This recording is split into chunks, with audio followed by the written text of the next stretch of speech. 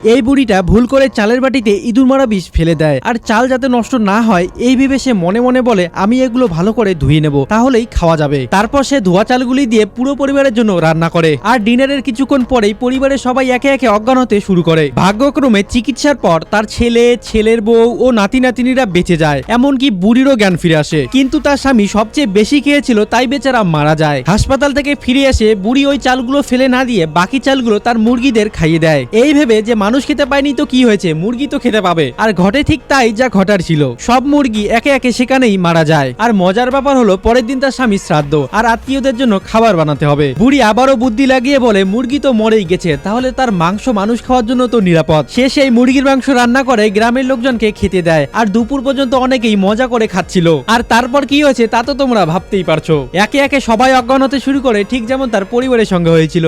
মানে কেউ বুঝতে পারছে না কে কার শ্রাদ্ধ খেতে এসেছে। গ্রামে অ্যাম্বুলেন্সের লাইন লেগে যায়, আর পুরো গ্রাম শেষ হওয়ার মুখে দাঁড়ায়। কেন?